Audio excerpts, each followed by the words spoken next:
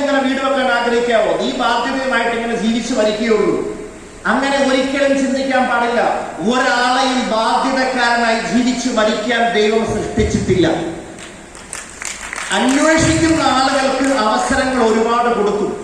അങ്ങനെ അന്വേഷിക്കുന്ന ഒരു ക്വാളിറ്റി ഉള്ളത് കൊണ്ടാണ് ഞാനും നിങ്ങളും ഈ ബിസിനസ്സിലേക്കും വന്നത്. ഞാനും നിങ്ങളും ഈ ഇൻസൈറ്റ് എന്ന പ്രോഗ്രാമിൽ എത്തിയത്. അപ്പൊ നമ്മുടെ ഉള്ളിലുള്ള ഡയമണ്ട് എന്ന് പറഞ്ഞാൽ ഞാൻ പറയാൻ ആഗ്രഹിക്കുന്നത് നമ്മുടെ ഉള്ളിലുള്ള ആ ഈശ്വര ശക്തിയാണ് നമ്മുടെ ഉള്ളിലുള്ള ഡയമണ്ട്. അതിനെ ഒന്ന് പുറത്ത് കാണിച്ചാൽ ഈ ലോകം മുഴുവൻ നമ്മുടെ നേട്ടത്തിൽ നിന്നും ഇൻസ്പിറേഷൻ, പ്രചോദനം ഉൾക്കൊള്ളും. അങ്ങനെ ലോകത്തിന് പ്രചോദനം നൽകി ഈ ലോകത്ത് കരഞ്ഞുകൊണ്ട് നമ്മൾ വന്നതുപോലെ ഈ ലോകത്ത് നിന്ന് തിരിച്ചു പോകുമ്പോൾ നമ്മൾ ചിരിച്ചുകൊണ്ട് പോവുകയും ലോകം മുഴുവൻ നമ്മളെ നഷ്ടപ്പെട്ടല്ലോ എന്നോർത്ത് കരയുകയും ചെയ്യുന്ന ദിവസമുണ്ടെങ്കിൽ ആ ദിവസമാണ് നമ്മൾ വിജയിക്കുന്ന ഒരു വ്യക്തിയായി മാറുന്നത്. അങ്ങനെ വിജയിക്കുന്ന ഒരു വ്യക്തിയാകണമെന്ന് ആത്മാർത്ഥമായി ആഗ്രഹമെങ്കിലും ഉള്ളിലുണ്ടെങ്കിൽ ഒന്ന് കൈതൂക്കി കാണിക്കും.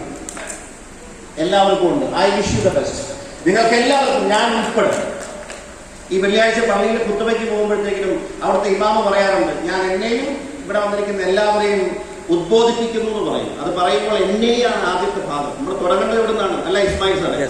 നമ്മളിൽ നിന്നാണ് ആദ്യം തുടങ്ങേണ്ടത്. We have to start from within. നമ്മുടെ ഉള്ളിൽ നിന്നാണ് ആദ്യമായിട്ട് നമ്മൾ തുടങ്ങേണ്ടത്. അപ്പൊ അതുകൊണ്ട് നമ്മളിവിടെ ഇരിക്കുമ്പോൾ തന്നെ ഒരു പ്രത്യേക ഒരു മൈൻഡ് സെറ്റിലേക്ക് എത്താൻ കഴിഞ്ഞാൽ ഈ പ്രോഗ്രാം നിങ്ങൾക്ക് ഗുണപ്പെടും. നേരത്തെ നിഷാദ് സാറ് വളരെ ശക്തമായ ഭാഷയിൽ നിങ്ങളെ ഇവിടെ